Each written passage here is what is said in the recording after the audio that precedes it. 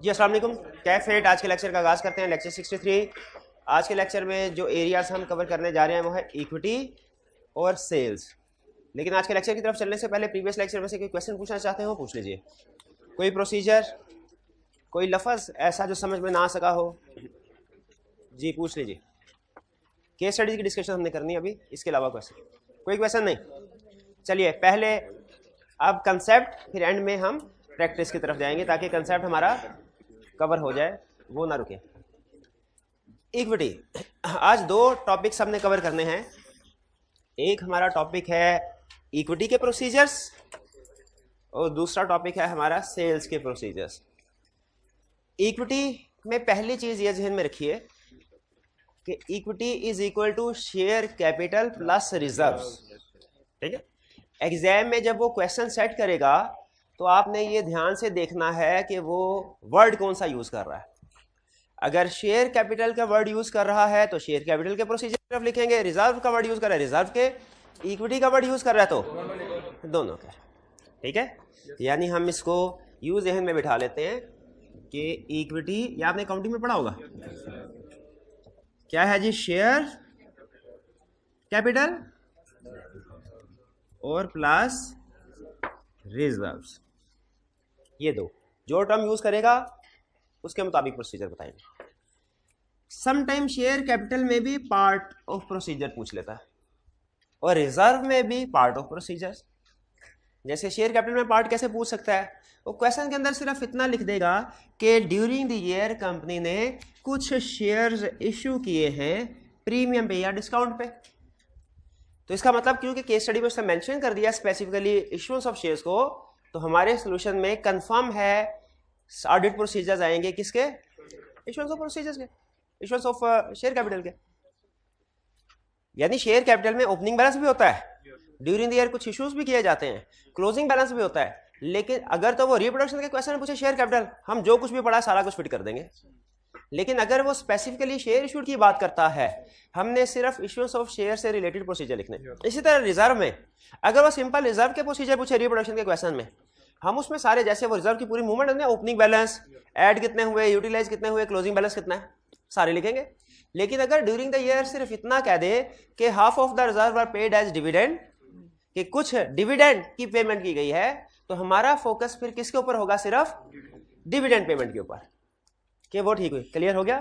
तो equity broad concept, फिर उसके बाद शेयर कैपिटल और रिजर्व, और even I cap share capital में भी part of the procedure, part of the area पूछ सकता है, और रिजर्व में भी पार्ट ऑफ द एरिया पूछ सकता है। ये मैंने आपको जनरल पहले भी बताया था, यहाँ पे दोबारा बता दिया ये कंसेप्ट। अच्छा, अब ये इक्विटी का कंसेप्ट, इक्विटी के प्रोसीजर्स पढ़ते हुए आपको कैफ 7 कंपनी लॉ जो है उसके कंसेप्ट रिवाइज हो रहे होंगे, क्योंकि जो इक्विटी या शेयर कैपिटल है ज्यादातर इसमें जो प्रोसीजर हैं वो लीगल रिक्वायरमेंट्स की कंप्लायंस के ऊपर है। क्या आपने देखना है क्या शेयर कैपिटल के हवाले से लीगल रिक्वायरमेंट्स पूरी हो गई है कि नहीं। आपको पता है शेयर कैपिटल इशू करना हो उसके ऊपर भी लीगल रिक्वायरमेंट्स हैं, फिर उसके बाद डिविडेंड पे करना है उसके ऊपर भी लीगल रिक्वायरमेंट्स हैं। तो इसमें कैफ, जिन स्टूडेंट से कैफ 7 पढ़ लिया हुआ है वो तो खुद से भी अगर इसको रीड करेंगे तो उन्हें काफी हद तक समझ आ जाएगी, और जिन्होंने नहीं पढ़ा वो जब इस टॉपिक को समझेंगे तो इनडायरेक्टली उनका कैफ 7 का कंसेप्ट भी किसी हद तक तैयार हो जाएगा। तो हम इक्विटी में देखें, सबसे पहले स्ट्रक्चर देखते हैं जो सीखने जा रहे हैं हम कंसेप्ट, वो क्या है। उसने इक्विटी के दो हिस्से किए, शेयर कैपिटल अलग कर लिया और रिजर्व उसने अलग कर दिया। उसके बाद एरिया खत्म, दो एरियाज। तो अब इन्हीं दो एरियाज के ऊपर हमने डिस्कशन करनी है। अच्छा, पहले मुझे बताइए आपको लॉ में जो लीगल रिक्वायरमेंट्स होती हैं शेयर कैपिटल के लिहाज से वो याद है? वो जो प्रॉस्पेक्टस वाला चैप्टर होता था एक, ठीक है, वो क्या था? एक तो वो था शेयर कैपिटल मेमोरेंडम और आर्टिकल्स में रजिस्टर्ड होता है, ठीक है, इश्यू शेयर कैपिटल उससे कम होना चाहिए। फिर अगर फर्दर शेयर कैपिटल इशू करना है प्रॉस्पेक्टस इशू होगा, कमीशन से अप्रूवल ली जाएगी, वो कुछ लीगल रिक्वायरमेंट्स होते थे। फिर अगर शेयर प्रीमियम पे भी इशू होते हैं और डिस्काउंट पे भी, ये भी शायद आपने काउंटिंग में पढ़ा होगा कहीं। तो हमने ये देखना है जो discount on issue of shares हैं या premium on issue of shares हैं वो भी एडिक्वेटली रिकॉर्ड हो गया कि नहीं, ये चीज़ है। रिजर्व वाला भी एक चैप्टर होता था, याद है आपको, वो डिविडेंड, जिसमें वो डिविडेंड की बात करता था कि डिविडेंड पे करना है तो किस तरह। वो रिजर्व की दो टाइप्स होती थी, किसी स्टूडेंट को याद है रिजर्व की दो टाइप्स कौन सी होती थी? कौन से? रेवेन्यू रिजर्व और कैपिटल रिजर्व। दोनों में बेसिक डिफरेंस क्या होता था? रेवेन्यू रिजर्व को डिविडेंड के तौर पे डिस्ट्रीब्यूट कर सकते हैं, कैपिटल रिजर्व को डिविडेंड के तौर पे डिस्ट्रीब्यूट नहीं कर सकते। ये डिविडेंड वाले चैप्टर में सबसे बड़ा कंसेप्ट यही था कि dividend can not be paid out of unrealised gain की बात करता। तो दो तरह के रिजर्व्स हैं, एक रेवेन्यू, कैपिटल। ये बेसिक कुछ कंसेप्ट्स थे जो इस एरिया को पढ़ने के लिए जरूरी थे। ठीक है, शेयर कैपिटल पहला procedure, agree authorise share capital as per memorandum and issue share capital as per register of shareholder with financial statements. आपको पता है सबसे पहला स्टेप किसी भी एरिया में हमारा क्या होता है? रिकॉर्ड्स को एग्री करते हैं। तो शेयर कैपिटल से रिलेटेड रिकॉर्ड्स क्या हैं? रजिस्टर ऑफ मेंबर्स, मेमोरेंडम, उनसे शेयर कैपिटल एग्री कर ले। अक्सर प्रैक्टिस में, अक्सर कंपनीज में इस एरिया में कोई काम नहीं होता, क्योंकि नॉर्मली जो ओपनिंग कैपिटल होता है वही क्लोजिंग होता है। थोड़ा सा अगर डिविडेंड अनाउंस कर दिया गया हो उसके ऊपर हम काम करते हैं, लेकिन वो भी लीगल रिक्वायरमेंट्स की कंप्लायंस होती है ज्यादातर। For new share capital issue during the year, अगर during the year new share capital issue किया है, क्या करना है? Review minutes of board of directors meeting to confirm authorisation. क्या नया शेयर कैपिटल इशू करने से पहले ऑथराइजेशन होती है? बिल्कुल होती है। कौन करते हैं authorisation? Board of directors. Authorisation देख लेंगे, फिक्स एसेट खरीदा था ऑथराइजेशन देखी थी, बेचा था ऑथराइजेशन देखी थी। ठीक है, आपको पता है। और लोन के लिए जब ऑब्टेन किया था, बैंक अकाउंट ओपन किया, क्लोज किया, उसके लिए यहाँ पे भी ऑथराइजेशन देख। चलिए जी, अप्रूवल होगी। फिर inspect cash book and bank statement, किस लिए? कि जो शेयर इशू किए हैं बदले में कैश कितना आया है, क्या फेस वैल्यू के बराबर कैश आया है या कम या ज्यादा है? अगर कम या ज्यादा है तो फिर एक और चीज देखनी होगी, वो क्या? हाँ, डिस्काउंट और प्रीमियम की सही रिकॉर्डिंग हुई है कि नहीं। अच्छा, वैसे मुझे अकाउंटिंग जितनी आती है आपको पता ही है, तो मुझे सवाल बताइए कि मुझे वाकई नहीं पता, पूछना चाह रहा हूँ आपसे, ये जो discount on issue of share ये एक्सपेंस होता है? कैसे? इक्विटी में रिकॉर्ड करते हैं इसको लेसर, ये एक्सपेंस के तौर पे नहीं होता discount on issue of shares. और प्रीमियम, अच्छा ये प्रीमियम तो मुझे पता है, प्रीमियम ऑन इशू ये रिजर्व होता है, ये इनकम नहीं होते। चलिए ठीक है। Inspect supporting documents for example prospectus to ensure that all legal requirements have been complied. भाई शेयर इशू किया है, लीगल रिक्वायरमेंट्स भी तो होंगी। प्रॉस्पेक्टस की याद है, इंस्पेक्ट कर लो, प्रॉस्पेक्टस इशू करके शेयर कैपिटल इशू किया है कि प्रॉस्पेक्टस से बगैर, लीगल रिक्वायरमेंट्स पूरी हैं जी। फिर recalculate split of proceeds between nominal value of shares and premium or discount on issue and agree that they are correctly recorded in the relevant accounts। Split करो amount का, face value का और discount या premium का, और देखो कि वो सही रिकॉर्ड होनी चाहिए। 10 रुपए फेस वैल्यू का शेयर 8 रुपए पे इशू किया, एंट्री है कैश, मैं एंट्री कर रहा हूँ, cash debit share capital credit 8 रुपए से। सही है क्या गलत? सही है क्या गलत? गलत है। सही एंट्री पास करें फिर। कैश डेबिट कितने से?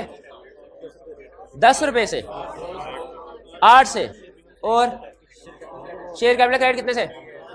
8 रुपए से, 10 रुपए से, और बाकी डिस्काउंट। शाबाश, क्योंकि शेयर कैपिटल हमेशा फेस वैल्यू से ही क्रेडिट होता है और कैश एक्चुअल वैल्यू से डेबिट होता है। जो डिफरेंस होगा वो डिस्काउंट या प्रीमियम। चलिए, review disclosures of share issue to ensure they are in accordance with, ये डिस्क्लोजर वाली बात होगी। ठीक है, वो कहता है ना डिस्क्लोज करो share issued otherwise than in cash.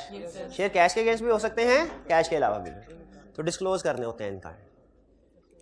इसमें कोई प्रॉब्लम इन सारे प्रोसीजर्स में सिंपल थे। अगर जनरल, हाँ देखिए वो डिटेल में लॉ में आप पढ़ते हैं कि जनरल पब्लिक को इशू किया है, पब्लिक इशू है या प्राइवेट प्लेसमेंट है। यहाँ पे जो भी इशू है हमने तो जनरल बात करनी है, उसकी लीगल रिक्वायरमेंट पूरी हो गई हो।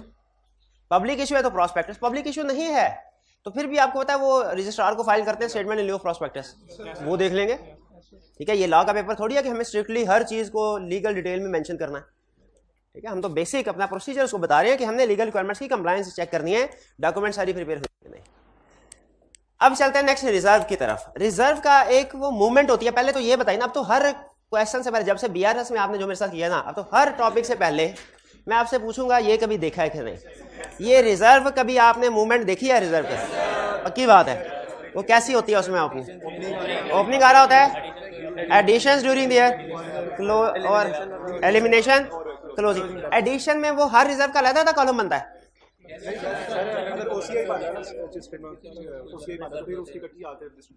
अच्छा नहीं, लेकिन ये मूवमेंट हर रिजर्व की अलग बनती है ना, रेवेन्यू रिजर्व। बिल्कुल ठीक, बिल्कुल। चलिए अब ठीक है, अब आप इस काबिल है कि इसको समझ सकते हैं।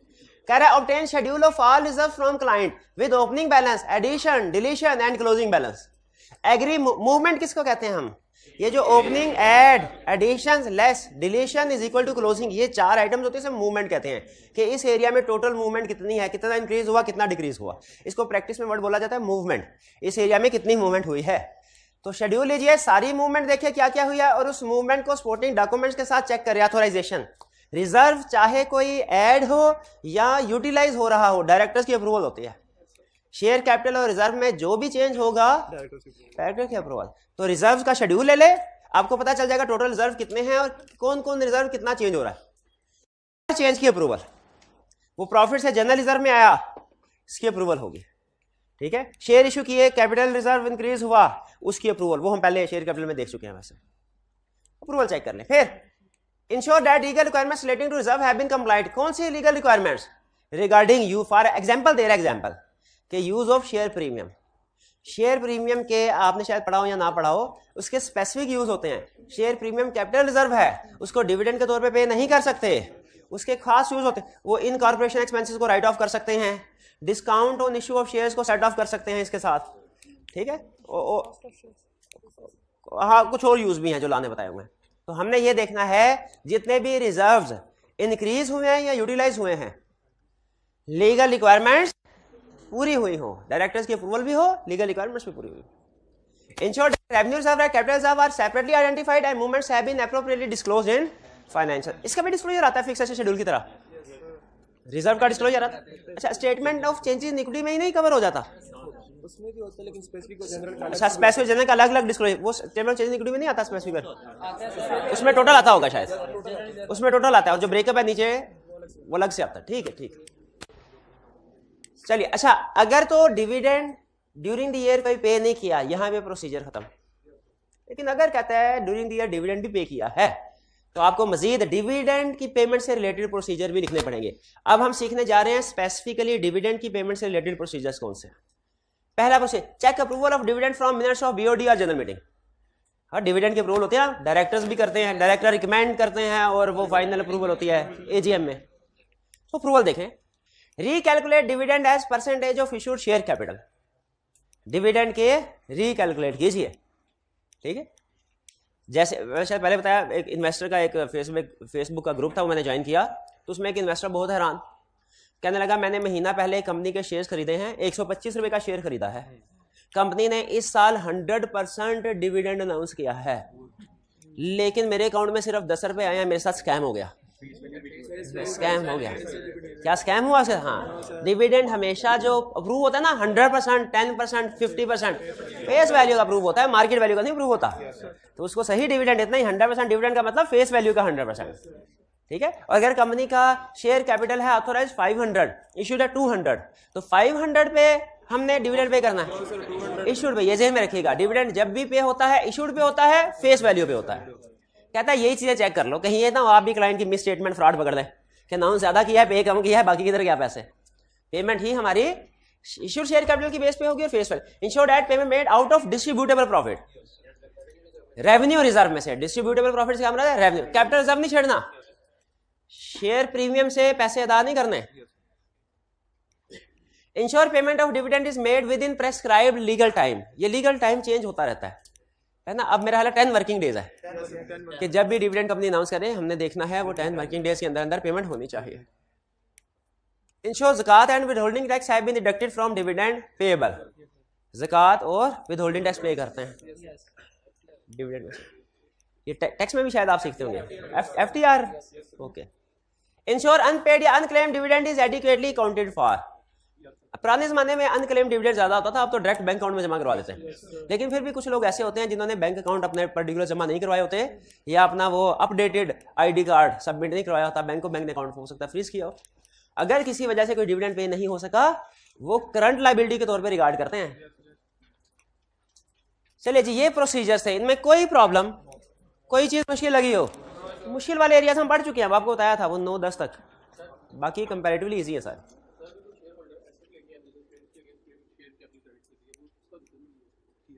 अगर कोई शेयर होल्डर बिजनेस में एसेट लेके आता है, उसके बदले में उसे शेयर इशू किए जाते हैं, उसका जिक्र एक जगह पे है कि डिस्क्लोजर। अगर कोई शेयर ऐसे हैं, कौन से वाला प्रोसीजर?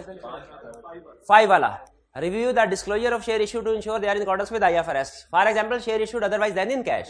कैश के अलावा अगर कोई शेयर इशू किए गए उनका डिस्क्लोजर हमने चेक करना है. बोनस भी हो सकते हैं, इन काइंड भी हो सकता है, बाज़ का शेयर्स इन काइंड भी इशू किए जाते हैं. क्या कह रहे भाई? इंग्लिश एग्जाम का चलिए आगे चलते हैं. Next sales. अच्छा, सेल्स में आप देखेंगे उसने असर्शन वाइज प्रोसीजर लिखे हैं. सेल्स को उसने असर्शन वाइज एक्सप्लेन किया है. हर प्रोसीजर के साथ रेलिवेंट असर्शन, और ये बहुत आसान है एरिया, इसीलिए आई का आप शाज़ो नादरी पूछता है. 13 सबसे पहले select a sample of significance. आपने कोशिश करनी है देखे बगैर आप जज कर सके कि कौन सी असर्शन की बात कर रहा है. Select a sample of significant sales recorded in sale journal and vouch back. Vouch back का मतलब होता है वेरीफाई करना है. Vouch back to sale invoices, GDN and sales order, यानी जो रिकॉर्डेड अमाउंट है उसको सेलेक्ट किया, देखें रिकॉर्डेड को और वापस सपोर्टिंग डॉक्यूमेंट्स की तरफ आया. Also check any returns after the year end. कौन सी session?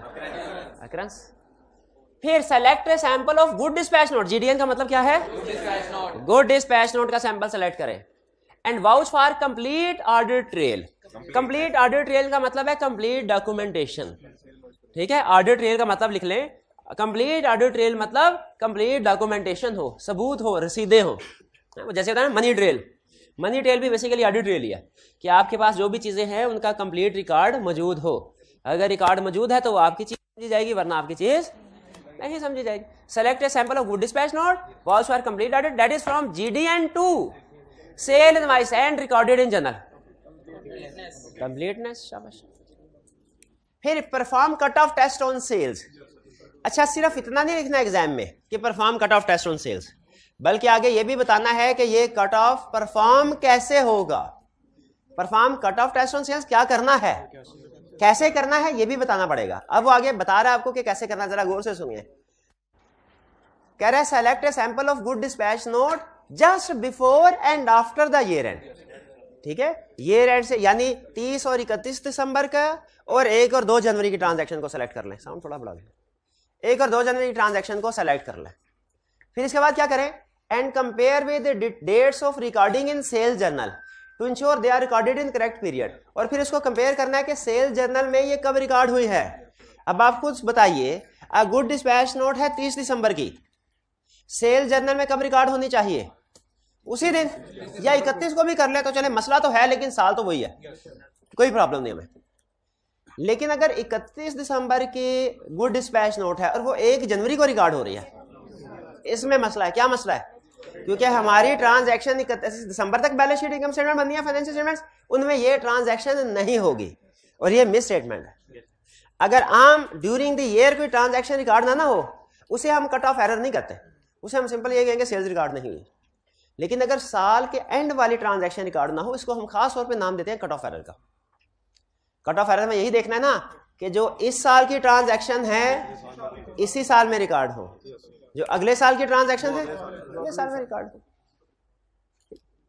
Next 4, select a sample of sale invoices and check mathematical accuracy using. अच्छा, इसमें देखिए, इसमें कोई सपोर्टिंग डॉक्यूमेंट्स जो है ना, ये उसने सेल इनवॉइस को सेलेक्ट किया है, इसमें इसका फोकस इस चीज के ऊपर है कि उसकी कैलकुलेशन सारी ठीक हुई है कि नहीं.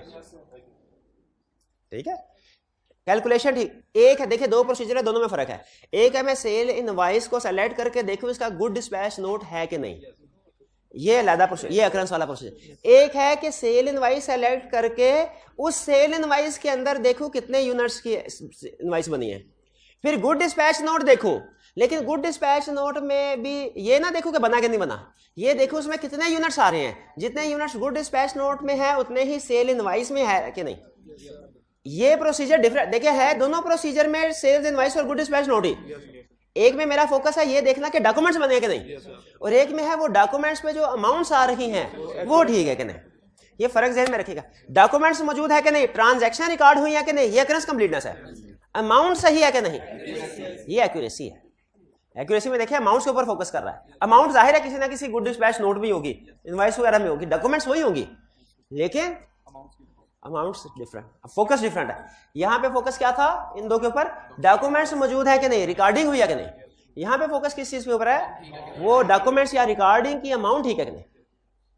Select a sample of sale and check mathematical accuracy using rates from approved rate list, rates और quantity from good dispatch note. इससे पता चल जाएगा सेल इनवॉइस का रेट भी ठीक है और उसका क्वांटिटी भी ठीक है, एक्यूरेट कंफर्म हो गया, इनवॉइस ठीक बन रही है। 5 scan ledger for unusual debits and credits, also check that sale invoices are recorded in sales account, कि सेल्स इनवॉइस जो है ना वो सेल्स अकाउंट में रिकॉर्ड हो रही हैं, वो सेल ऑफ फिक्स एसेट में नहीं जा रही, ठीक है, क्लासिफिकेशन। और जब हम चेक करते हैं अनयूजुअल आइटम्स, टी अकाउंट को देख के इसमें कोई अनयूजुअल आइटम्स तो नहीं है, कैसे पता चलता है हमें? टी अकाउंट को स्कैन करके, स्कैन मतलब देख के, एनालाइज करके कि इसमें अनयूजुअल आइटम कौन सी है। वो एरिया की नेचर पे डिपेंड करता है अनयूजुअल आइटम कौन सी है, ठीक है। फिक्स एसेट्स के एरिया में बड़ी बड़ी अमाउंट्स यूजुअल है, छोटी छोटी अमाउंट्स अनयूजुअल है। रिपेयर के एक्सपेंस में छोटी अमाउंट्स यूजुअल हैं, बड़ी बड़ी अमाउंट्स अनयूजुअल है। इसी तरह एक्सपेंसेस के अकाउंट में डेबिट आइटम यूजुअल हैं, क्रेडिट अनयूजुअल है, और क्रेडिट के अकाउंट्स में क्रेडिट यूजुअल है। इसी तरह कुछ अकाउंट्स में एंट्रीज होती हैं पीरियोडिकली, रेंट का अकाउंट है, जैसे बिजली का बिल है, सैलरीज का पेमेंट है, आपको पता है कंफर्म डेट्स है, महीने में एक दफा एंट्री होनी है और इस डेट पे होनी है, लेकिन कुछ अकाउंट उसमें अगर mid of the month entry आ रही हो तो हम ये प्रोसीजर तो हर एरिया में परफॉर्म करते हैं। Last review whether revenue recognition policy is appropriate in accordance with applicable financial reporting, इसका मुझे आईएएस पक्का नहीं था, वरना जहां पे पक्का था ये शायद क्या आईएफआरएस 15 बस 15 लिख दीजिएगा करना। Also assess the adequacy of disclosure related to revenue in notes to the accounts, ठीक है, रिकॉग्निशन क्राइटेरिया अकाउंटिंग पॉलिसीज ठीक अप्लाई की गई हो, डिस्क्लोजर ठीक होने चाहिए। ये था सेल्स का एरिया, क्लियर। बस आज हमने नई चीजें, केस स्टडी में भी नई चीजें आएंगी, ये ना समझिएगा, नए जो 2 लर्निंग ऑब्जेक्टिव थे वो हमारे इतने ही थे। और अगर आपने सेल्स पढ़ लिया है तो एक बात कहूं तो यकीन करेंगे कि परचेजेस भी हो गया, लगे हाथ वो भी ना निपटा लें, नहीं वो आपने निपटाना है, वो मैंने नहीं आपने निपटाना। अच्छा चलिए ऐसा करते हैं, एक छोटा सा क्विज कंडक्ट करवा लेते हैं आपका। आपने सेल्स का एरिया सामने रखना है, परचेज का एरिया सामने रखना है, दोनों में फर्क तलाश करना है। शुरू हो जाए अभी अभी अभी अभी कह रहा हूं, अभी सेल्स का एरिया सामने रखे, परचेज का एरिया सामने रखे, दोनों में फर्क तलाश कर रहे हैं। ऑनलाइन वाले स्टूडेंट्स आप लोग भी शाबाश जी, कल नहीं अभी पढ़ लो, सारी चीजें रिवीजन हो जाएगी आपकी, यकीन कीजिए सेल्स की रिवीजन हो जाएगी। ऑनलाइन के बच्चे नहीं, मैं इनको अभी मनवा के आता हूँ, ठहर जाए, अभी पास कीजिए, मैं जाता हूँ इनके पास जी। रीडिंग कर ली होगी आपने, दिया बताइए कोई फर्क मिला आपको? GRN की जगह JDN है, सेल्स की जगह परचेज है, बस ये है। हालांकि डेटर्स और क्रेडिटर्स के भी मिलते जुलते थे, लेकिन उसमें फिर भी कुछ फर्क था, क्योंकि डेटर्स में हमारा फोकस होता है प्रोविजन के ऊपर, प्रोविजन फॉर बैड डेट के ऊपर, और क्रेडिटर्स में फोकस होता है कंप्लीटनेस ऑफ क्रेडिटर्स के ऊपर। यहाँ तो बिल्कुल ही एक जैसे हैं, ठीक है। आप ऐसे बिला वजह डर रहे थे, ऐसे कोई ऐसा मुश्किल नहीं ऑडिट पास करना, केस स्टडी की रिटन प्रैक्टिस की हो, केस स्टडी की रिटन प्रैक्टिस की हो।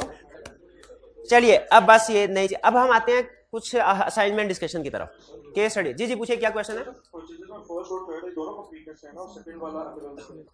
परचेजेस में फर्स्ट और थर्ड वाला, फर्स्ट वाला select a sample of purchase order and compare with entry system sure that purchase orders are correct. हाँ जी बिल्कुल, ये दोनों कंप्लीटनेस के फर्स्ट और थर्ड वाला। फर्क सिर्फ ये है कि वो स्टेप्स का फर्क है। पहले वाला सिर्फ परचेज ऑर्डर की एंट्री रिकॉर्ड कर रहा होता है। असल में प्रैक्टिस में होता यह है कि जब परचेज ऑर्डर आते हैं वो उसी दिन डिलीवर नहीं होने होते, वो बाजू का 2 हफ्ते 3 हफ्ते महीने का टाइम होता है।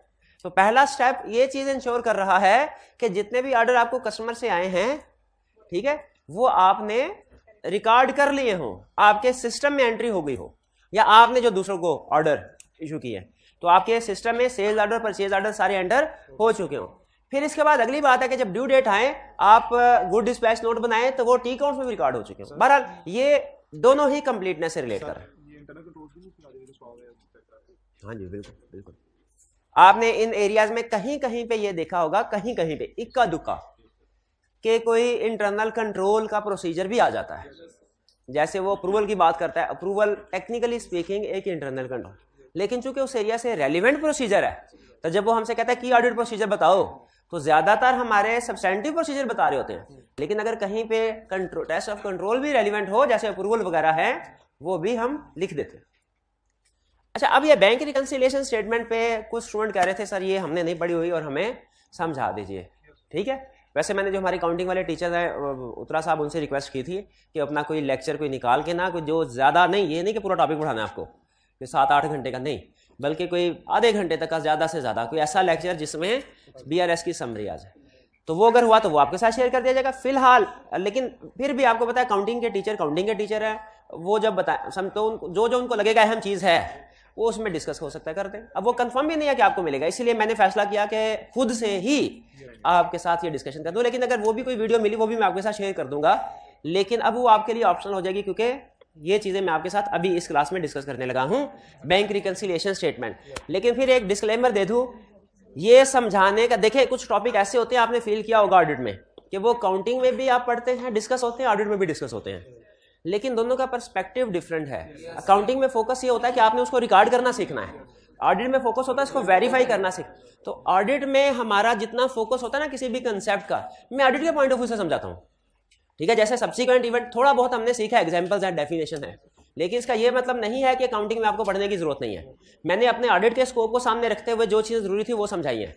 हो सकता है कोई चीज़ स्टैंडर्ड में बहुत अहम हो, लेकिन चूंकि वो ऑडिट के लिए इररिलेवेंट है, मैंने आपको नहीं पढ़ाई, तो इसीलिए मैं BRS आपके सामने समझा रहा हूं। लेकिन BRS की हर चीज नहीं समझा रहा, सिर्फ उतने कंसेप्ट जो किसी भी अगर एग्जाम में क्वेश्चन आ जाए कि ये बैंक रिकंसिलिएशन स्टेटमेंट है, इसको वेरीफाई करो, तो आप वो बता सके। यानी BRS की वेरिफिकेशन सिखा रहा हूं, उसकी प्रिपरेशन नहीं, प्रिपरेशन के 2-3 टाइप ऑफ क्वेश्चन होते हैं, वो आप कभी सीखेंगे, अब तो है टाइम गुजर के बाद, फिर भी जब सीखें तब प्रैक्टिस में सीख लेंगे आप। सबसे पहले देखें, हमारी 2 डॉक्यूमेंट्स होते हैं, नहीं प्रैक्टिस में बाकी से।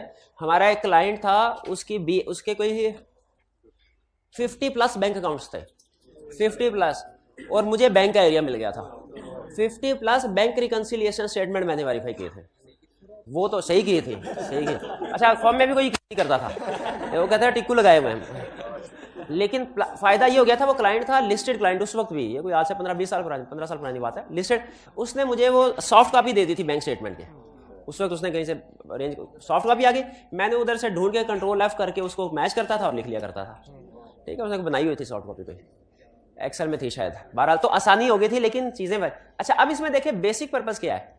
देखिए रिकंसिलिएशन का बेसिक पर्पज ये होता है, अगर एक ही ट्रांजैक्शन, बेसिक पर्पज सुनिएगा, एक ट्रांजैक्शन 2 डिफरेंट प्लेसेस पे रिकॉर्ड हो रही है तो उनका बैलेंस आपस में मैच करना चाहिए। ये बेसिक, ये दुनिया की हर रिकंसिलिएशन के पीछे बेसिक कंसेप्ट है कि एक ट्रांजैक्शन। अब देखें, बैंकिंग जो ट्रांजैक्शन है वो हम भी कर रहे होते हैं, बैंक भी कर रहा होता है, डेबिट क्रेडिट का फर्क होगा सिर्फ, हम रिसीवेबल है वो पेबल है, हम पेबल है वो रिसीवेबल, अमाउंट्स, टाइम, डे वगैरह वो सेम होगा। इसी तरह डेटर्स क्रेडिटर्स है, हम किसी को सेल करते हैं, उसको डेबिट करते हैं, वो हमें क्रेडिट करेगा। एक ही ट्रांजैक्शन का रिकॉर्ड 2 जगह पे मेंटेन हो रहा है ना, तो इनका बैलेंस आपस में मैच करना चाहिए। इन्वेंट्री भी एक फिजिकल बैलेंस है, जब इन्वेंट्री आती है फिजिकल बैलेंस बढ़ जाता है। एक बुक बैलेंस है, इन्वेंट्री आती है उसमें भी टी अकाउंट में डेबिट कर लेते हैं, तो दोनों जगह पे बैलेंस तो डे एंड पे या मंथ एंड पे असूल ये है कि दोनों का बैलेंस आपस में टैली करना चाहिए, अगर तो दोनों ने एंट्री ठीक की है तो। लेकिन यहीं पे प्रॉब्लम अराइज होती है, क्योंकि हर जगह चूंकि इंसान है तो पहले सोर्स में भी गलती हो सकती है, दूसरे सोर्स में भी गलती हो सकती है। रिकंसिलिएशन का पर्पस यही होता है कि जब 2 बैलेंस डिफरेंट हैं, आपने उनमें देखना है फर्क किस चीज की वजह से आ रहा है। या जिस चीज की वजह से फर्क आ रहा है ना, उसे हम बोलते हैं रिकंसाइलिंग आइटम, और हमने उसको रिकंसाइल करना है। रिकंसाइल करने का मतलब हमने उसको मैच करना है, ताकि ये देख ले कहीं कोई एरर या ओमिशन तो नहीं है। इसमें याद रखें 2 तरह की रिकंसाइलिंग आइटम, दुनिया की कोई भी रिकंसिलिएशन स्टेटमेंट बना ले, वो बैंक रिकंसिलिएशन स्टेटमेंट हो, वो डेटर्स की कंट्रोल काउंट की रिकंसिलिएशन हो, क्रेडिटर्स की कंट्रोल काउंट की रिकंसिलिएशन हो, इन्वेंट्री की दुनिया की कोई भी रिकंसिलिएशन बना ले, जब 2 बैलेंसेस का फर्क आएगा आपको रिकंसिलिएशन बनानी पड़ेगी, ठीक है। मैं भाईजान से कहता हूं मैंने आपसे 50,000 लेने हैं, कहते हैं मैंने तो 30,000 देने हैं, हम कहेंगे आज बैठो रिकंसिलिएशन बनाते हैं। फर्क किस चीज की वजह से है? तो जब जितनी भी रिकंसाइलिंग आइटम्स है ना, वो 2, या तो एरर या ओमिशन होगा, पहली कैटेगरी। दूसरी कैटेगरी टाइमिंग डिफरेंस होगा। एरर या ओमिशन क्या होगा? हो सकता है मैंने 10,000 से ट्रांजैक्शन किया, इसने 1,000 से कर दी, एरर या ओमिशन होगा। या मैंने एक ट्रांजैक्शन रिकॉर्ड ही नहीं की, इस भाई ने रिकॉर्ड कर ली, वो एरर। बाज़ का होता है टाइमिंग डिफरेंस। टाइमिंग डिफरेंस क्या होता है? मैंने चीजें इस भाई को भिजवा दी हैं, वो ये एंड पे रस्ते में है, मेरी बुक में एंट्री हो गई, रिसीवर इसकी बुक में नहीं हुई, इसे कहते हैं टाइमिंग डिफरेंस। या इसने मुझे कैश भिजवा दिया, timing difference cash in transit की वजह से भी हो सकता है, गुड इन ट्रांजिट, वो मुझे नहीं मिला अभी, ये भी टाइमिंग डिफरेंस। क्लियर? हमने देखना टाइमिंग डिफरेंस बेजरर होते हैं, टाइमिंग डिफरेंस ने 2-3 दिन के बाद क्लियर हो जाना होता है। वो अगर रिकंसिलिएशन में आ भी रहे हो ना, हम परेशान नहीं होते उसने हम यही देखते हैं कि भाई 2-3 दिन बाद वो आ गए हैं कि नहीं। आपको याद होगा जो मैं कहता था अनप्रेजेंटेड चेक्स अनडिवाइडेड, ऐसे चेक जो हमने दूसरों को दे दिए, उन्होंने अभी प्रेजेंट नहीं किए, दूसरों ने हमें दे दिए, हमने बैंक में जमा नहीं करवाए, ये होती है रिकंसाइलिंग आइटम, ये टाइमिंग डिफरेंस वाली, ये टाइमिंग डिफरेंस। इनकी हमने सिर्फ एक ही काम देखना था, क्या नेक्स्ट मंथ में देखें वो बैंक स्टेटमेंट में आगे कि नहीं आई तो इंक्वायरी कर लें। मसला होता है एरर्स का, कि अगर कोई ट्रांजैक्शन रिकॉर्ड ही नहीं की या रिकॉर्ड की तो गलत की, इसकी वेरिफिकेशन का मसला होता है। हमने एज ऑडिटर रिकंसाइलिंग आइटम में जितनी भी कोई भी रिकंसिलिएशन हो, उसमें जितनी भी आइटम्स आ रही हैं, एक एक आइटम को वेरीफाई करना है कि वो सही इंक्लूड की गई है कि नहीं। ठीक है, असूली तौर पे अगर आपका रिकॉर्ड ठीक है तो आपकी बीआरएस में सिर्फ गुड्स इन ट्रांजिट और कैश इन ट्रांजिट आने चाहिए। इसके अलावा अगर कोई भी चीज आती है वो गड़बड़ होगी, ये असूल ध्यान में रखिएगा, क्योंकि ये मैंने कंफर्मेशन वाले टॉपिक में भी ये यूज करना है इस कंसेप्ट को। कंफर्मेशन में बात कस्टमर कहता है मैंने तो आपको पैसे कम देने हैं, हम कहते हैं हमने ज्यादा लेने हैं, वो इन्वेस्टिगेशन करे पता चलता है वो गुड इन ट्रांजिट है, अभी पहुंची नहीं उस तक। तो ये रिकंसाइलिंग है, समझ आ गया आपको। ये अब आपके सामने एक ये है बैंक रिकंसिलिएशन स्टेटमेंट, लेकिन इसी पैटर्न के ऊपर दुनिया की हर रिकंसिलिएशन बनती है, ये ध्यान में रखिएगा। डेटर्स रिकंसिलिएशन हो, क्रेडिटर की रिकंसिलिएशन हो, सेल्स लेजर के साथ कंट्रोल अकाउंट की रिकंसिलिएशन, किसी भी किस्म की रिकंसिलिएशन हो, इन शॉर्ट उसका पैटर्न यही होगा। एक तरफ होगा सोर्स 1 का बैलेंस, दूसरी तरफ होगा सोर्स 2 का बैलेंस, और इन दोनों में हमेशा फर्क होगा, क्योंकि अगर मैच हो तो रिकंसिलिएशन की जरूरत ही ना पड़े, हमेशा फर्क होगा। तो ये जो फर्क आप देखें, यहां पे फर्क नजर आ रहा है, ये 10.5 है, ये 9.5 है। तो उसने ये रिकंसिलिएशन बनाई डिफरेंस की। ये आपको ऐड लेस की तरफ परेशान होने की जरूरत नहीं है कि ऐड क्यों किया, लेस क्यों किया, ये आपने नहीं सोचना। आपने सिर्फ ये देखना आइटम्स कितनी है, 1 2 3 4 5 6 और 7, 2 बैलेंस है, 5 ट्रांजैक्शन है। आपने 7 हर आइटम का एक एक वेरिफिकेशन प्रोसीजर लिखना है, खत्म। आपको इससे कोई गर्ज नहीं है ऐड है कि लेस है, इधर फाइनल कॉलम में उसने पॉजिटिव लिखा है कि नेगेटिव लिखा है, कोई गर्ज नहीं। अब जैसे मैं आपसे पूछता हूं, ये बैंक रिकंसिलिएशन क्लाइंट ने बनाई है, उसे बैलेंस लिखा है, बैलेंस एज पर बैंक स्टेटमेंट 31 दिसंबर 10.5 मिलियन है, कैसे वेरीफाई करें? बैंक स्टेटमेंट से देख लेंगे, उसमें कंफर्मेशन से एक प्रोसीजर, एक नंबर, 7 में से एक नंबर आ गया। अब नीचे balance as per ledger, T account से देख लो, टी अकाउंट से देख लो, उसको कभी हम कैश बैंक अकाउंट कहते हैं, कभी बैंक बुक या कैश बुक कहते हैं। कैश बुक से मुराद कैश अकाउंट नहीं होता, कैश, हाँ वो एक वो होता है, उन्होंने बनाई होती है, कैश रिलेटेड और बैंक की रिलेटेड ट्रांजैक्शन इकट्ठी की होती है। ठीक है, तो आपने इसको कैश बुक या कुछ भी नहीं तो बैंक अकाउंट लिख लें, बैलेंस एज पर bank account, trace agree with bank account, 2 number आ गए। फिर इसके बाद incorrect interest charge by bank, loan agreement को इंस्पेक्ट कर लेंगे और उसमें इंटरेस्ट की कैलकुलेशन देख लेंगे। एड लेस के बारे में कुछ नहीं सोचना, वो गोली मारे उसको, वो हमारा काम ही नहीं है। हमने इसको ट्रांजैक्शन को वेरीफाई करना है। ठीक है, charges reverse by bank on 10 January, subsequently देखेंगे बैंक स्टेटमेंट में वाकई रिवर्स कर दिया कि नहीं कर दिया, रिवर्स कर दिया तो पैसे आने भी चाहिए। ये ऐसे ही है जैसे आप कहें ऑडिटर को, ऑडिटर भाई मैंने फीस पे की थी, बैंक वालों ने 2 दफा काट दी, लेकिन अगले महीने 1 दफा रिवर्स कर दी उन्होंने, तो ऑडिटर कहेगा अच्छा 2 दफा वाली तो नजर आ रही है, अगले महीने रिवर्सल भी दिखा दो। तो वही हम इसको चेक, बस ये प्रोसीजर हो गया हमारा। एक cash directly deposited in bank by customer to avail 5% discount, bank statement में चेक कर ले वाकई वो बियर हो रहा है कि नहीं हो रहा। Cheque issue to customer not yet presented, अगले मंथ में देख ले, इसकी एंट्री होनी चाहिए, अगर आ गई है तो ठीक है, अगर अगले मंथ में नहीं आई फिर हम उसे इंक्वायर करेंगे, भाई ये कौन कस्टमर है, उसको पैसों की जरूरत ही नहीं है, क्या चक्कर है। फिर इसके बाद cheque is signed but not yet handed over to supply, इसका मतलब है उनके अपने पास होंगे, उनको इंस्पेक्ट कर लो, चेक्स को इंस्पेक्ट कर लो। क्लियर? यानी आपने ये सोच के परेशान नहीं होना कि मैंने तो रिकंसिलिएशन स्टेटमेंट बनाई ही नहीं, मैं बनाऊंगा कैसे, बनानी भी नहीं, प्रेजेंट वो आपके सामने रख करेगा। आपने उसमें जो आइटम्स आ रही है, आपका फोकस इस तरफ होना ही नहीं चाहिए। अगर इसको सारा डिलीट भी कर देना, आप फिर भी कंप्लीट क्वेश्चन सॉल्व कर सकते हैं। आपने ये देखनी है नेचर क्या है और इस ट्रांजैक्शन को मैं कैसे वेरीफाई करूंगा। जो भी ट्रांजैक्शन आ रही है, एरर है, ओमिशन है, रिकंसाइलिंग आइटम है, जो भी है, आपने क्या करना है, वेरीफाई कैसे करेंगे वो बता दे, वो आपको ट्रांजैक्शन की नेचर खुद से बता देती है, ठीक है। तो अब आपको थोड़ा फील हुआ होगा कि इतना मुश्किल भी नहीं है। असल में पहली दफा जब मैंने डिस्कस किया तो मैंने प्रिजम्पशन ये ले ली कि आपने शायद ये पढ़ा होगा, लेकिन आप वो वाला बैच है जिसकी काउंटिंग एग्जाम थे, शायद हमारी फॉर्म में मशहूर था। ये मैनेजर जो है ना, ये उस बैच में पास हुआ था जिसमें सारे पास हो गए थे, वो ना बैठे बैठे बेइज्जती हो जाती है। बहरहाल चलिए क्वेश्चन 4 क्लियर। अब चलते हैं आगे।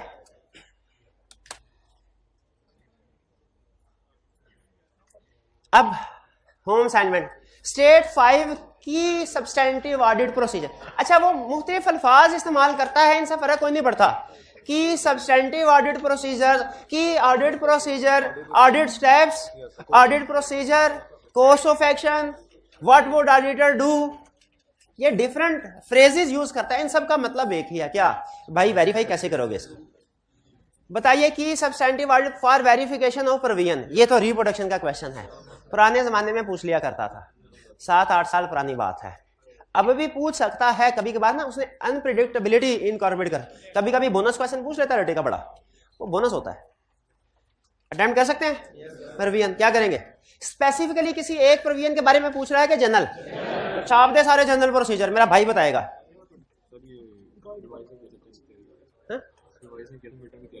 मिड टर्म कल बड़ा तो था ना भाई, और कुछ भी ना सही, यही बता दे कि सर लिस्ट लेंगे और फाइनेंशियल स्टेटमेंट से एग्री करेंगे। यार ये तो बता दे भाई, लिस्ट लेके फाइनेंशियल स्टेटमेंट से एग्री करेंगे, फिर मूवमेंट देखेंगे।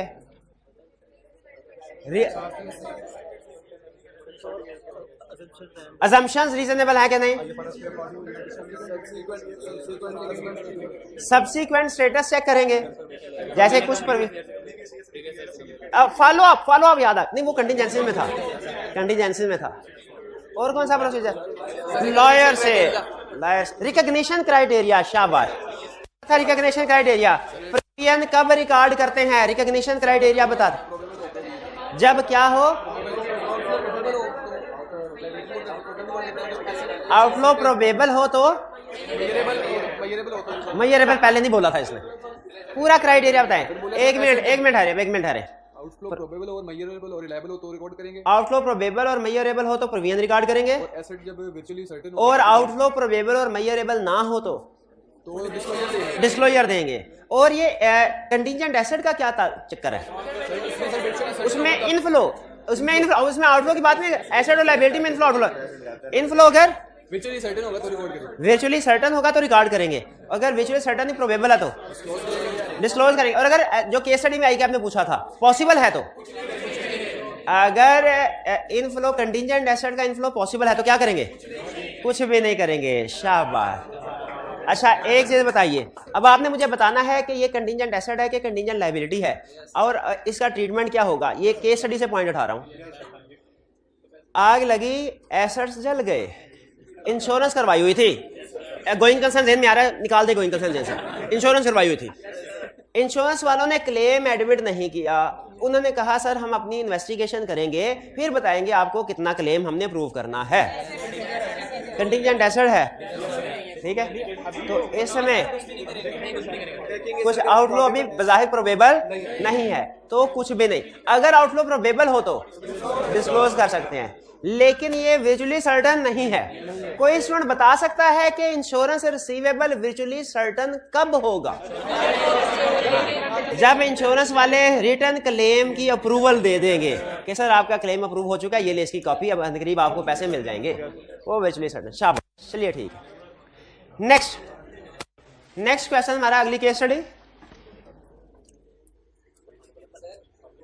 अच्छा पहले डिस्क्राइब सब्सटेंटिव प्रोसीजर्स, रिक्वायरमेंट पढ़ते हैं। आपको पता है सबसे पहले किसी भी केस में, किसी भी क्वेश्चन में सबसे पहले हम रिक्वायरमेंट पढ़ते हैं। कह रहा है describe substantive procedure to obtain sufficient and appropriate audit evidence in relation to above two issues. Substantive procedure to obtain, impact on report तो पूछ ही नहीं रहा, total marks will be split equally, यानी 4 उसके 4 उसके, ये उसने अच्छा कर दिया है। ये एसीसी का क्वेश्चन था, ये अच्छा बता देता, हमें अंदाजा हो जाता है हमने कितना लिखना है। वरना आई कैप का क्वेश्चन हो ना 8 नंबर एंड में, मार्किंग स्कीम देखे पता चलता है इसके 2 नंबर थे, इसके 6। अब एग्जाम में कैसे पता चलेगा, नहीं ऐसे होता है। तो अब तो हमें अंदाजा हो गया 4 इसके हैं 4 इसके हैं। ये आपका वॉल्यूम 2 का क्वेश्चन नंबर है, नहीं वॉल्यूम 1 का है question 13। Pineapple Beach Hotel Company operates a hotel providing accommodation, layer facilities and restaurant. Its year end was 30th April 2012. Underline कर ले इसको. You are the audit senior of Barry and Company and are currently preparing the audit program for the year end audit of Pineapple. Audit program किसे कहते हैं? Audit plan को. Audit plan का दूसरा नाम. You are reviewing the note of last week's meeting between the audit manager and finance director where two material issues were discussed. पहला issue. अच्छा, heading से फौरन ये अंदाजा नहीं लगा लेना आपने कि डेप्रिसिएशन के प्रोसीजर छाप दे, उसको पढ़ ले. Pineapple incurred significant capital expenditure during the year on updating the layer facilities for the hotel. अब देखा, इसीलिए कहा था पढ़ ले. क्यों? इसमें अब कौन से प्रोसीजर लिखने हैं जो हेडिंग से पता चल रहे थे? कैपिटल एक्सपेंडिचर के. शाबाश. उसमें खास तौर पे वो क्लासिफिकेशन, रेवेन्यू और कैपिटल, और फिर एस्टिमेट्स वगैरह भी. तो इसमें कैपिटल एक्सपेंडिचर इनकर हो रहा है, परचेज ऑफ फिक्स एसेट्स के भी प्रोसीजर आएंगे. एग्री करते हैं? परचेज ऑफ फिक्स क्यों? कैपिटल एक्सपेंडिचर इनकर. अच्छा, ये उसने खुद बनाई है कि एसेट खरीद रहा है? इनकर्ड. तो ये तो सेल्फ कंस्ट्रक्शन वाले आ जाएंगे. फिर ये सेल्फ कंस्ट्रक्शन वाले आ जाएंगे. कंस्ट्रक्ट किया ना उसने. Incurred. Updating layer facilities. Finance director है, अगर आप कन्विंस्ड है परचेज है तो परचेज के प्रोसीजर लिख ले, कन्विंस्ड है कि सेल्फ कंस्ट्रक्शन के तो उसके प्रोसीजर लिख दें. उसने यहाँ पे क्लियरली नहीं बताया हुआ कि ये कंस्ट्रक्शन है. The finance director has proposed that the new layer equipment should be depreciated over 10 year using the straight line method. अब ये डेप्रिसिएशन के प्रोसीजर, यानी इसमें डेप्रिसिएशन के तो लिखने ही लिखने हैं, उसके साथ कैपिटलाइजेशन के प्रोसीजर्स भी लिखने हैं. एग्रीड? परचेज के प्रोसीजर भी लिखने हैं या सेल्फ कंस्ट्रक्टेड के. कोई प्रॉब्लम इसमें? 4 नंबर के साथ कितने प्रोसीजर लिखेंगे? 4 क्यों? 6 लिख दें. 6 प्रॉब्लम है कोई?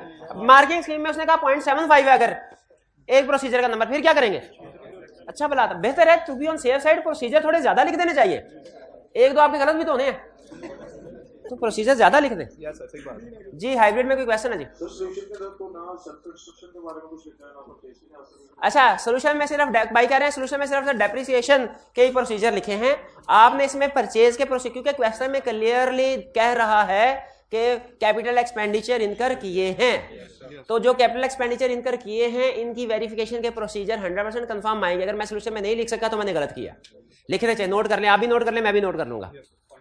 ठीक है, ये प्रोसीजर आने चाहिए थे इस लाइन के. इसकी वजह से हमारा जो कैपिटल एक्सपेंडिचर इनकर हो रहा है, परचेज फॉर एग्जांपल अगर है, उसके प्रोसीजर भी आने चाहिए. ठीक है, क्योंकि यहाँ पे ना न्यू इक्विपमेंट उसने वर्ड यूज कर लिया. इस इक्विपमेंट से मुझे अंदाजा हुआ है कि कंस्ट्रक्शन वाला नहीं है, परचेज वाला केस है. तो हमें परचेज के प्रोसीजर भी आने चाहिए. एग्री करते हैं? Next, food poisoning. Pineapple's director received correspondence in March from a group of customers who attended a wedding at the hotel. They have alleged that they suffered severe food poisoning from food eaten at the hotel and are claiming substantial damages. Pineapple's lawyers have received the claim and believe that the lawsuit against the company is unlikely to be successful. कौन से वाले? ये provision वाले procedure. लेकिन इसमें focus आपने करना है सिंगल लीगल केस के ऊपर. जनरल प्रोसीजर नहीं लिखने कि सबकी लिस्ट ले लो. Specific to this procedure event लिखने. प्रोसीजर कौन से लिखने? Specific to this event. क्या प्रोसीजर होंगे? पहले वो कस्टमर्स के, वो जो उन्होंने कंप्लेन की है वो रीड कर लें. नोटिस, लॉयर का नोटिस रीड कर लें. लॉयर को कंफर्मेशन लेटर सेंड करें. बोर्ड ऑफ डायरेक्टर्स के मिनट्स रीड कर लें. सब्सिक्वेंट इवेंट देखें, ईयर एंड के बाद केस फाइल हुआ या कि आउट ऑफ कोर्ट सेटलमेंट हो गई. ठीक है, इन सारे प्रोसीजर के बाद डिसाइड करना है हमने कि प्रोविजन रिकॉर्ड होनी चाहिए या कि डिस्क्लोजर होना चाहिए. रिटन रिप्रेजेंटेशन भी ऑब्टेन करेंगे इसका. गोइंग कंसर्न की तरफ. हाँ, इम्पैक्ट ऑन रिपोर्ट तो पूछा ही नहीं उसने. शाबाश. इम्पैक्ट ये किसने बोला था? Impact on report. शाबाश. इम्पैक्ट ऑन रिपोर्ट पूछा ही नहीं, इसलिए गोइंग कंसर्न की तरफ जाने की जरूरत नहीं. और ना, अच्छा, उसके प्रोसीजर्स अगर आइडेंटिफाई हो जाए इससे तो एक लाइन में लिख सकते हैं, लेकिन आपने ज्यादा उस गोइंग कंसर्न के प्रोसीजर नहीं लिखने. सिर्फ एक लाइन में लिख सकते हैं कि इसमें also create doubt on going concern assumption. ठीक है, या auditor reassess going concern assumption in the light of this information, सिर्फ ये लिखना है, ज्यादा गोइंग कंसर्न के प्रोसीजर नहीं, क्योंकि 4 नंबर के साथ तो क्वेश्चन पूछ रहा है। अगर मेन एरिया के साथ किसी और एरिया को भी मिला देंगे तो वो क्वेश्चन ज्यादा क्वेश्चन खुल जाएगा, वो तो मजीद प्रोसीजर नहीं। वो going concern group going concern इस वजह से अराइज नहीं हो रहा कि कस्टमर छोड़ के गए हैं, लिटिगेशन की वजह से। हाँ जी, लाइसेंस कैंसिल हो सकता है, ठीक है। और ये होटल वालों के लिए ये एक सिग्निफिकेंट इशू होता है अगर उनका फूड इशूज आ जाए। जी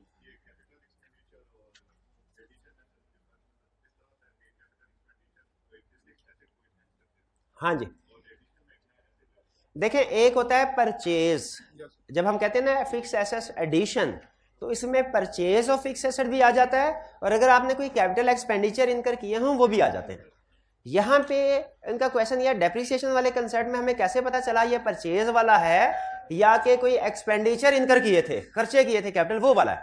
तो जहां तक ताल्लुक है ना पाइनएप्पल इनकर सिग्निफिकेंट कैपिटल एक्सपेंडिचर से, इससे मैं कंफर्म नहीं हो रहा था, बल्कि इसमें लग ये रहा था कि शायद कोई कंस्ट्रक्शन वगैरह करवाई है, कोई रिपेयर मेंटेनेंस एसेट नहीं खरीदा है। लेकिन जहां पे उसने नीचे ये वाली लाइन लिख दी कि न्यू इक्विपमेंट बाय किया है, इससे हमें पता चला कि ये असल में एसेट्स बाय कर रहे हैं।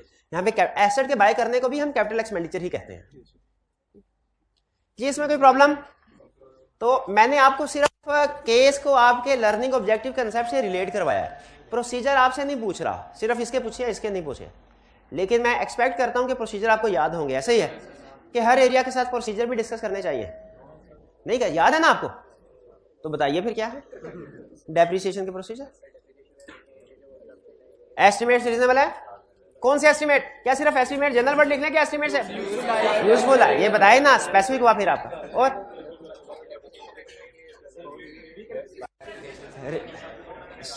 हाँ ये देखें, शाबाश, ये स्टार्ट किस डेट से हुई, ये किसने बोला था?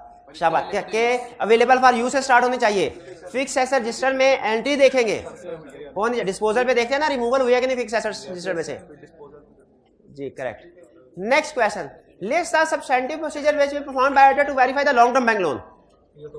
रीप्रोडक्शन का क्वेश्चन कर लेंगे, मैनेज कर लेंगे ना, आसान है ना, आता है ना, नहीं आता? सबसे अहम एक प्रोसीजर बता दे सिर्फ, लोन एग्रीमेंट, बट ठीक है हो गया सर। अब चलते हैं नेक्स्ट वॉल्यूम 2 के पे, अभी टाइम है आज, अभी नहीं, आज टाइम ज्यादा है, आज ही टर्म टेस्ट है।